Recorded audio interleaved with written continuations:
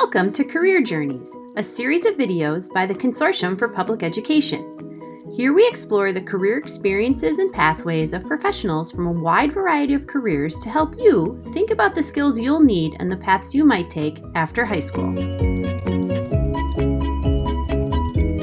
Hi, I'm Deb Dixon with the Consortium for Public Education. Today I'm interviewing Dr. Andre Samuel, President and Chief Executive Officer of the Citizen Science Lab. Thank you so much for joining us, Andre. Thank you for having me. Andre, tell us about the Citizen Science Lab. What is your mission there? Sure. The Citizen Science Lab is a hands-on laboratory for the inquisitive mind and the science enthusiast. Our mission is to ensure that children of all ages get access to quality hands-on STEM experiences and experimentation. That's wonderful. Have you always loved science? Can you share a little bit about your career path? My career path wasn't a traditional one. I was always interested in the sciences. I always loved science ever since I was a child. You know, I was always sort of that classic geek or nerd. My childhood memories and toys consist of, action figures like Star Wars and G.I. Joe men, but I was also very, very much into chemistry kits and microscope kits and equally loved like building things and taking things apart and trying to see how they work and trying to see if I could fix them. And so this was something that I've always enjoyed. I always enjoyed knowing how things work. And that's what science does. Science teaches us how things work. I initially started off wanting to be a veterinarian. And when I was in high school, I grew up in Washington, D.C. So in high school, I was able to work in pet shops and as a recreation counselor at the local rec center in my neighborhood. And then I also worked as a veterinary technician.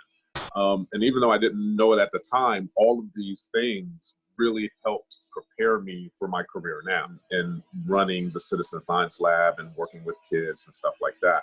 I went off to Tuskegee to become a veterinarian and do my undergrad. I didn't have a lot of support back home. I came from a pretty broke family. And so the struggle was real for me when I did my first 2 years at Tuskegee. And so I ended up sitting out, and it would be probably a good 6 years before I would return to school. During those 6 years, I dealt with a lot of ups and downs, battled a lot of struggles and a lot of demons, and I finally decided that I got tired of it, and I went back to school, finished my biology degree, and then worked in research for a good while. I worked on some really cool projects. I worked on hookworm vaccine projects where I actually got to work with the parasite, got to work with animal models and mice and rats, and some canines and some dogs, and did some really, really fabulous work. And then eventually came to Pittsburgh, and I started working on a monkey project, a primate project, where I was working with monkeys like every day, and that was a phenomenal job. And eventually went to graduate school to get my PhD in biology. And once I finished my PhD in biology, I opened up the Citizen Science Lab and was lucky enough to kind of fall into this career path to be able to share science with everyone. That's pretty much it. So, Andre, if I'm in high school and I'm thinking that I might want to be a scientist, what kinds of questions should I ask myself to know if that might be a good fit for me? Do you like doing things with your hands? Science is really about lab work and bench work and wanting to do things with your hands. Do you like to solve problems? And if you're taking science courses and you don't like those science courses, right? Try to find something that will allow you to explore those science courses using your hands and doing actual experimentation. That usually changes everybody's mind. I mean, science for the most part in schools is taught in a very boring way, right? Read this book, memorize these laws, these theories, and let's get tested on. And most kids hate that stuff when it comes to science. But if you are sitting down and doing the actual experiment that you're reading about, it becomes a very different experience. And we find that most youth that participate in that hands-on activity get much more excited about science. Andre, can you talk about the stereotypes of being a scientist?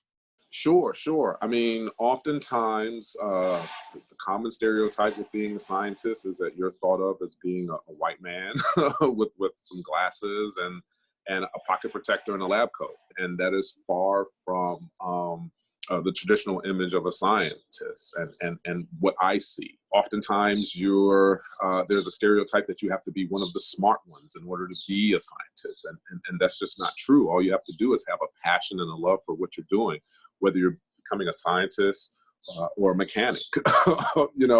I might think a mechanic is really, really smart because he knows something about the car that I don't know about. But he spent his life and his passion learning about cars. We do the same with science. There are many Black males who are in the field of science who have made significant contributions. I've been in school for many years as a scientist, learning to become a scientist. I don't recall a single textbook that I've had that shows any of those Black faces. And so there really are a lot of obstacles to battle when it comes to trying to tear down these stereotypes of what a scientist is, and that scientists out there are actually, they're women, they're men, they are from all different cultures and backgrounds. They are all just people that have a passion for wanting to know how the world works, so that we can make the world better. And it's challenging. It is challenging. Particularly in our communities. So Andre, what's one piece of advice you would offer to students who are aspiring to have a career in the sciences? Be tough, be strong, because it's not easy. And even though you enjoy it and love it, like I enjoy it and I love it, but it's still challenging. And you really have to be able to endure, I think, disappointment, as well as being able to deal with the excitement of achieving something. And that happens often in science. It's just a natural part of it. Andre, thank you so much for sharing your thoughts and experiences with us today. Sure, thank you. For more information or to learn about other careers in the Career Journey series, visit our website and check back soon for our next installment. Thanks!